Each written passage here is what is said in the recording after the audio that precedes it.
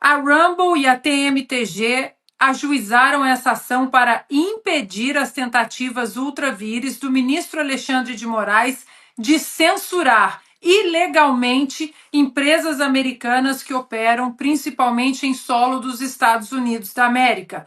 Atuando sob pretexto do Supremo Tribunal Federal da República Federativa do Brasil, o ministro Moraes emitiu amplas ordens determinando a suspensão de várias contas sediadas nos Estados Unidos. E aí menciona um dissidente político A, que no caso a peça se refere a Alan dos Santos, embora o nome dele não esteja ali. As ordens de censura, conforme emitidas, restringem o discurso político legítimo nos Estados Unidos, violando as proteções constitucionais fundamentais consagradas da primeira emenda, entrando em conflito com o Communications Decency Act e desafiando princípios básicos de comunidade internacional.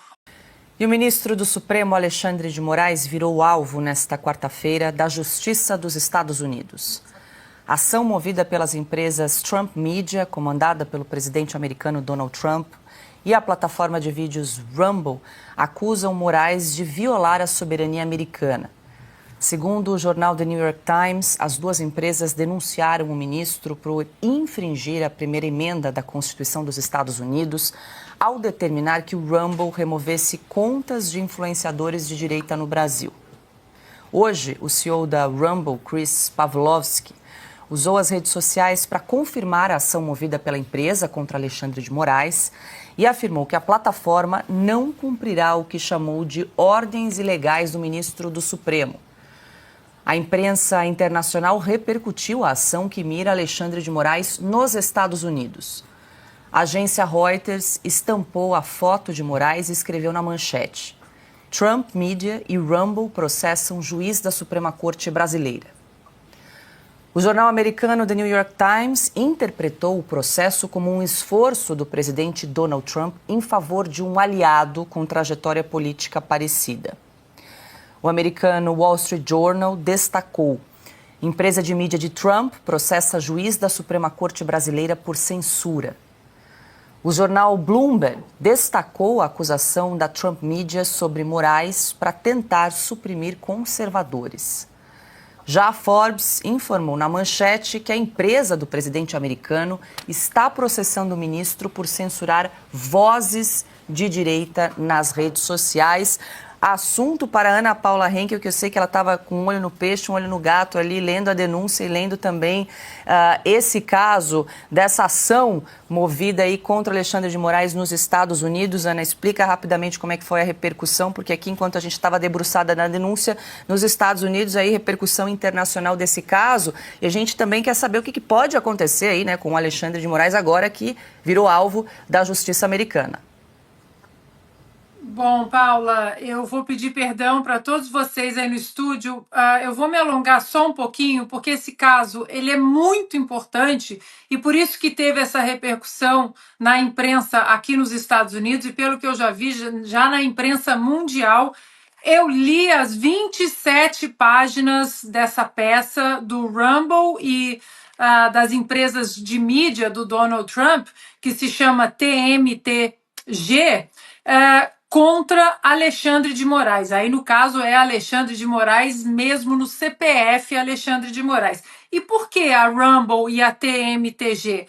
Porque a Truth Social, que é a rede social do Donald Trump, ela depende da infraestrutura do Rumble, de hospedagem de nuvem e transmissão para fornecer conteúdo multimídia a seus usuários. Então, é uma plataforma importante. E aí eu vou ler alguns trechos aqui, muita coisa colocada. Até o Dias Toffoli foi mencionado nessa peça, Paula. Mas a peça começa assim: a Rumble e a TMTG ajuizaram essa ação para impedir as tentativas ultravires do ministro Alexandre de Moraes de censurar ilegalmente empresas americanas que operam principalmente em solo dos Estados Unidos da América. Atuando sob pretexto do Supremo Tribunal Federal da República Federativa do Brasil, o ministro Moraes emitiu amplas ordens determinando a suspensão de várias contas sediadas nos Estados Unidos. E aí menciona um dissidente político A, que no caso a peça se refere a Alan dos Santos, embora o nome dele não esteja ali. As ordens de censura, conforme emitidas, restringem o discurso político legítimo nos Estados Unidos, violando as proteções constitucionais fundamentais consagradas da primeira emenda, entrando em conflito com o Communications Decency Act e desafiando princípios básicos de comunidade internacional. Ou seja, a peça cita exatamente alguns acordos de violação de alguns acordos de leis internacionais. Aí essa peça é incrível, muito bem especificada ali no objeto. Eles seguem: o ministro Moraes lidera uma campanha para varrer e silenciar a dissidência política. Aí, Paula e amigos, eles narram exatamente o caso lá em março de 2018, quando o Toffoli abre o inquérito, né, 4781, e depois o Alexandre de Moraes ele acaba sendo o relator desse inquérito. Eles colocam de maneira bem detalhada, explicando para as pessoas o que está acontecendo no Brasil, mencionam a censura, a capa da revista Cruzoé, e aí continuam. Permitir que o ministro Moraes silencie usuário vocal em uma plataforma digital americana comprometeria o processo fundamental do país no debate aberto, rigoroso. Nem imposições extraterritoriais, nem o ativismo judicial vindo do exterior podem se sobrepor às liberdades protegidas pela Constituição e pela lei nos Estados Unidos. Ou seja, eles estão especificando que os atos do Alexandre de Moraes, eles são contra indivíduos e empresas americanas. E o final, Paula, é bastante interessante. Diz assim a peça: sob a liderança do ministro Moraes, ordens sigilosas tornaram-se uma prática rotineira, forçando provedores de serviços online sediados nos Estados Unidos a banir usuários politicamente ativos em toda a plataforma, incluindo nos Estados Unidos, com base em alegações de discurso criminoso ou antidemocráticos. Tudo sob ameaça de multas diárias exorbitantes ou até mesmo o fechamento total das operações. Conforme alegado neste documento, as ordens de censura manifestamente ilegais estão claramente fora do escopo da autoridade do ministro Moraes, tanto sob a legislação brasileira, sob diversos tratados, assim como sob diversos tratados internacionais entre os Estados Unidos e Brasil. Aí, Paula, eu entrei em contato com um dos assessores do Senado para tentar me explicar em que lei essa peça encaixaria. Nós estamos falando de juízes federais na Flórida, já que a sede do Rumble é na Flórida. E eles me disseram que o ministro Moraes pode encaixar na lei que se chama The Global Magnitsky Sanctions Program. Vou pedir à produção para colocar na tela aí, porque essa lei diz o seguinte: é uma lei que foi sancionada por Barack Obama e dentro do contexto dela, em 2016, ela autoriza o governo dos Estados Unidos a sancionar funcionários de governos estrangeiros em todo o mundo que sejam infratores dos direitos humanos, congelar seus bens e proibi-los de entrar nos Estados Unidos. Aí, Paula, para finalizar, essa lei, se você pegar a lista de quem essa lei já pegou, já congelou bens, proibiu essas pessoas de entrar nos Estados Unidos, as pessoas e seus familiares, tem juízes, tem promotores, tem políticos, são quase 40 pessoas. Então, Paula, eu acho que agora a exposição completa de quem é Alexandre de Moraes no CPF, o indivíduo, ela vai ser muito bem estabelecida aqui no Brasil. E aí o último parágrafo da peça fala assim: imagine se a China, o Irã ou a Coreia do Norte tentassem calar um jornalista que mora nos Estados Unidos, emitindo ordens judiciais exigindo que as plataformas americanas removessem seu conteúdo. Isso seria legitimamente considerado um ataque à soberania americana. Então, por que o Supremo Tribunal Federal do Brasil deveria ter permissão para fazer isso? Abasteçam-se com pipocas. A repercussão do indiciamento de Jair Bolsonaro pela PGR tomou a pauta da imprensa nacional e internacional. A fragilidade probatória e as incertezas que cercam a delação de Mauro Cid ganharam destaque. E a fama da Suprema Corte brasileira, em especial do ministro Alexandre de Moraes, corre o mundo. Sobre isso, nós vamos conversar com a jornalista e correspondente internacional, Karina Michelin. Nas últimas 72 horas, o mar sereno onde navegava Moraes ganhou ondas tortuosas e águas revoltadas. Karina, boa tarde, seja muito bem-vinda ao Jornal da Oeste. Muito obrigada por ter aceitado o convite para conversar conosco.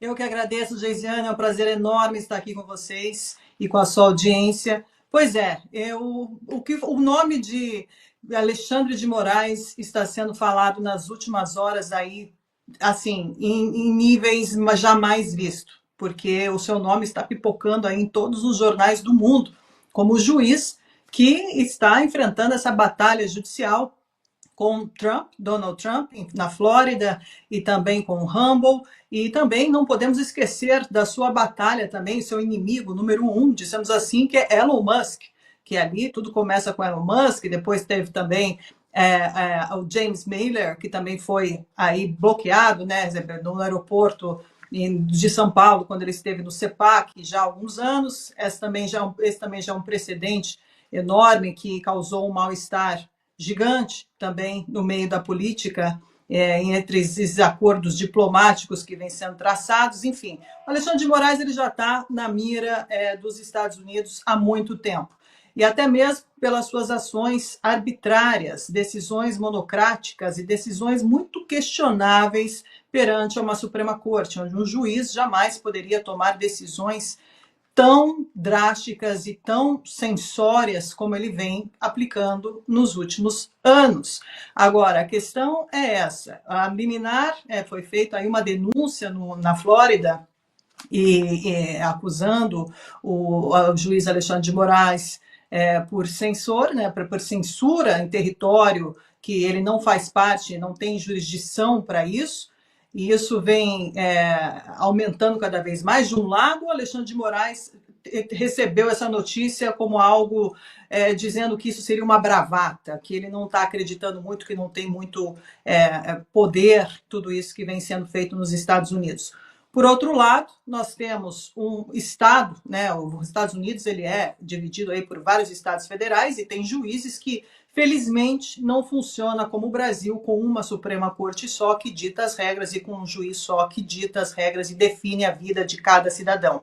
Ali temos a opinião agora, porque está no Tribunal da Flórida, que vai decidir o que vai ser feito a partir desse processo em Tampa e o que será feito nas próximas semanas aí em relação a Alexandre de Moraes e esse embate de fogo entre as Big Techs, porque aqui nós estamos falando, Geisiane, das guerras em uma guerra muito clara entre as liberdades e o autoritarismo.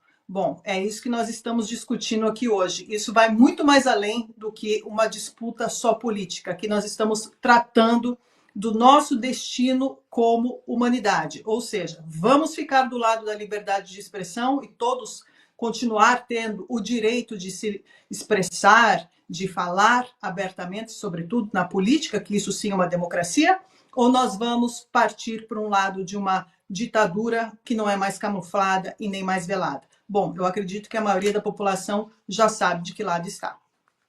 Karina, você mencionou no seu comentário os juízes dos Estados Unidos. Eu sei que agora você está em Milão, mas você também transita ali nos Estados Unidos. A minha segunda pergunta é justamente nesse sentido. A gente sabe que aqui no Brasil, enfim, a justiça está corrompida em todas as instâncias, em todas as áreas, infelizmente.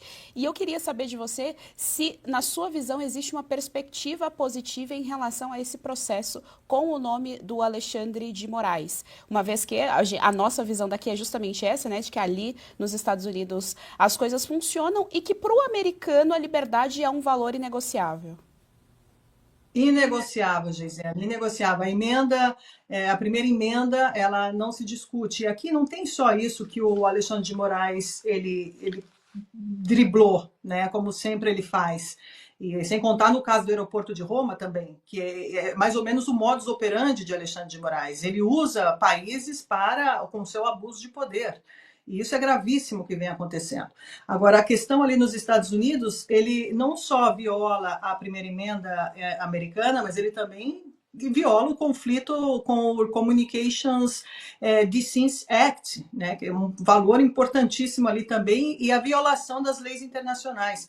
Ou seja, ele não respeita nada disso, e para os americanos isso é inegociável. Ou seja, você não pode usar do seu poder para abusar através de leis que não existem, ilegais, né? Porque ali o que ele fez em relação a essa coerção com o Rumble, ameaçando uma Big Tech de censura por causa de um usuário e perseguição clara, nítida, política, isso é impensável nos Estados Unidos, como também é impensável aqui na Europa, porque aqui nós não podemos imaginar que um juiz possa vir hoje a público e dizer: olha, não quero mais que um meloniano, vamos falar assim de Giorgia Meloni, que é onde eu estou, eu não quero mais dar voz a esses melonianos. Isso é impensável, não existe, porque para todo mundo aqui, sobretudo jornalistas, sobretudo qualquer um de direita, esquerda, o que for, de centro, os mais radicais possíveis, nesse ponto, todos estão de acordo. A liberdade de expressão é intocável, inegociável. Você não pode discutir sobre isso.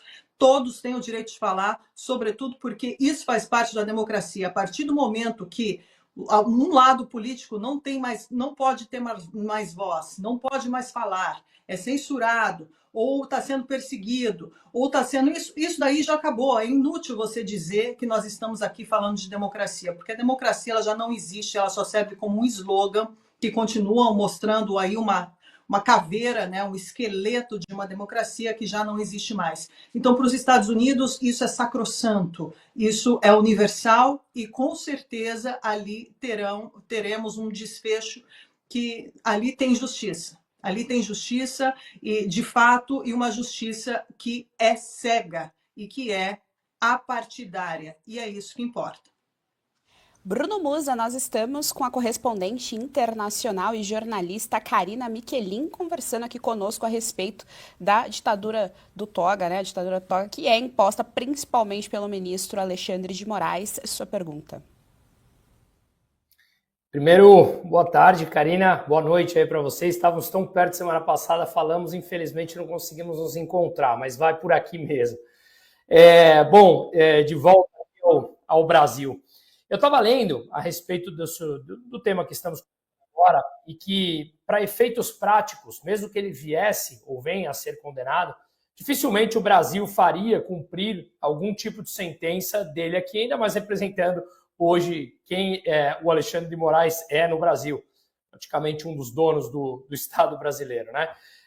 Nesse sentido, eu acredito que o efeito prático disso seria muito mais algo para transformar o restante do mundo que o Brasil está virando, e isso pode, obviamente, trazer uma pressão ainda maior. Você vê dessa maneira também, ou você vê alguma possibilidade de uma condenação na prática ser efetivada? Olha, o que eu vejo uma coisa importantíssima acontecer, Bruno, que é o seguinte, é a publicidade do que de fato está acontecendo no Brasil. Porque é importante que essa publicidade venha sendo feita para ver, porque as pessoas, principalmente nos outros países do mundo, e você sabe muito bem que você viaja bastante também, não têm ideia do que acontece no Brasil e como funciona a Suprema Corte no Brasil. Porque aqui nós tivemos na Itália, por exemplo, o caso do Mãos Limpas, né? A Mani Pulita, também na Itália, que foi esse escândalo entre juízes e magistrados que perseguiam. Também a gente teve o caso também de lawfare nos Estados Unidos em relação a Donald Trump, que também perseguiam, usavam aí do aparato judiciário para perseguir oponentes. E no Brasil não é diferente, só que no Brasil nós estamos no modo turbo, avançado. Aqui no Brasil, nós temos presos políticos. Nós temos mais de 2.000 pessoas que foram presas contemporaneamente numa prisão arbitrária, uma prisão completamente ilegal que destruiu a vida de todas essas pessoas, sem direito ao contraditório, sem direito à defesa, e até hoje continua assim. É muito grave a violação dos direitos humanos que vem sendo feita no Brasil. Isso tudo está sendo documentado, isso tudo está sendo escrito, né, mostrado ali para as pessoas, e sobretudo para essas pessoas, como a gente teve também a visita do Pedro Vaca, da OEA no Brasil, para recolher esses depoimentos. Aqui não sabemos de fato qual será o desfecho disso tudo. O importante é que essa história está sendo escrita, está sendo documentada, está sendo retratada e mostrada à sociedade civil do jeito que ela é. Doa quem doer. Infelizmente é assim, nós estamos nessa situação. O mundo se encontra nessa situação e o Brasil hoje serve como laboratório para isso para o resto do mundo. Então, com certeza, o Brasil está sendo visto, muito acompanhado, sobretudo pelo governo Trump nos Estados Unidos, que defende, de fato, as liberdades individuais, a liberdade de expressão. E isso tem que ser defendido porque os nossos antepassados deixaram sangue em Normandia para deixar a todos nós a liberdade. Ninguém tem ideia de quanto custou essa liberdade que nós temos hoje. E essa liberdade está sendo tolhida, sobretudo por um juiz e por uma Suprema Corte que não permite que a sociedade civil brasileira tenha, de fato, uma democracia, uma polarização que é saudável para uma democracia, e tenha o direito à oposição e todos aqueles que pensam diferente de se expressar. Então, isso é um ponto muito importante que está sendo discutido hoje. O Brasil volta para o centro aí dessa discussão, sobretudo de liberdade de expressão, e eu tenho certeza de uma coisa, independente do resultado, tanto aqui, se Alexandre de Moraes eventualmente ganhe e sua causa ali, ele consiga defender aquilo que ele está fazendo até hoje, isso será uma perda enorme para todo o Ocidente, porque isso vai desencadear para o resto dos países, que é o que eu não acredito que vai acontecer. Por outro lado, essa guerra travada agora em relação à liberdade, nós temos uma das maiores potências do mundo, que é os Estados Unidos, que é aliado aqui de todas essas pessoas e de todo o povo brasileiro que, de fato, está lutando pelas suas liberdades. Então, é um embate, nós chegamos aqui num embate importante da nossa história contemporânea, e eu acredito que quanto mais as pessoas despertem para essa batalha e acreditem no seguinte, aqui a polarização é saudável, deem a todos o direito de falar e pensar. Censura jamais, não pode acontecer. Se você quer realmente combater o seu aliado, que combata através de um bom debate, se é que eles têm a capacidade para isso. Jorge Serrão, nós estamos aqui com a jornalista e correspondente internacional, Karina Michelin. Sua pergunta. Karina Michelin, o mundo já sabe que há 6 anos o Brasil vive um momento de exceção democrática, graças ao inquérito do fim do mundo, que foi um efeito colateral da Lava Jato. As denúncias de corrupção chegaram ao andar de cima do judiciário e houve uma reação truculenta em relação à liberdade de expressão. Agora, qual é a expectativa sobre um eventual processo que possa ser movido por Elon Musk e suas empresas que foram prejudicadas no Brasil, tanto com censura quanto com pagamento de multa? O X ficou 39 dias fora do ar por aqui e Elon Musk ainda teve que pagar uma fortuna para voltar a funcionar. Qual é a expectativa de que ocorra um processo igual a esse da Trump Media e do Rumble também nos Estados Unidos? Eu acho, Serrão, eu acho que nós estamos só no início dessa batalha. Eu acredito que só está começando. Tudo isso só está começando. Nós temos todo ali atrás, no nosso retrovisor, olhando pelo retrovisor, nós temos já definido todas as irregularidades, arbitrariedades e tudo o que aconteceu, como a gente já está falando aqui há muito tempo, até mesmo em relação ao que aconteceu, a censura do X, a desinformação que foi feita de forma proposital pela mídia brasileira em afirmar categoricamente que Elon Musk não havia ali um representante legal do X para ser enviado, encaminhado essa ordem do Alexandre de Moraes. Isso é uma mentira, porque isso foi metade do caminho, porque existia sim os seus representantes que foram ameaçados de prisão. Isso as pessoas, e sobretudo os jornalistas aí da grande mídia, esquecem de colocar esse parênteses. Essas pessoas foram ameaçadas, foram coagidas, tiveram aí imensas, e isso a gente pode ver através do Twitter Files. Então, assim, é gravíssimo as acusações que vêm sendo feitas e os atos ilícitos que vêm sendo aplicados e perpetrados por esses juízes e por essa Suprema Corte, exacerbando completamente todo o seu poder, ou seja, pisoteando na Constituição e fazendo com que as suas leis, que são ilegais, valham. Só que elas não valem para nada, porque foi o que o Elon Musk disse. Primeiro que eles trazem, tem esse embate entre entre Alexandre de Moraes e Elon Musk, que a questão tinha que ter uma multa. E outra coisa também muito grave aqui que vem acontecendo é as questões da multa, porque durante o processo da Lava Jato e também durante ali o caso da Cruzoé, que foi censurada, a multa naquele período da Cruzoé, que foi em 2019, foi de R$100 mil. Agora, o que aconteceu com o caso do Twitter, a multa foi de 30 milhões de dólares. Então, assim, roubando, né, praticamente o dinheiro de uma empresa que não tinha nada a ver com X, mais uma vez pisoteando ali a Constituição, exacerbando o poder e tentando fazer todas as suas manobras com a ajuda da grande mídia, porque a grande mídia, ela influenciou as pessoas ao erro. Elas levaram as pessoas a crer numa informação que era falsa. Então, assim, aqui nós estamos num embate, como eu falo, uma batalha muito grande que só está começando. É uma batalha que é morte tua, vita minha, né? Então, assim, não tem muito para onde escapar nisso tudo. A questão é que ganhará aquele que for mais forte, ter mais a capacidade de raciocínio, de justiça e luta, né? Porque é isso que nós estamos vivendo, é recuperar o que é do povo, a liberdade, o poder do povo e o verdadeiro senso etimológico da palavra demos crato, ou seja, poder do povo, e não o poder de um juiz que não foi votado pelo povo, que hoje define o rumo de toda uma nação. Isso não pode continuar acontecendo. Então, tem muita coisa aí para rolar, muita água para passar aí embaixo dessa ponte, e nós estaremos aqui, Serrão, querido, e Geisiane, querida, para documentar.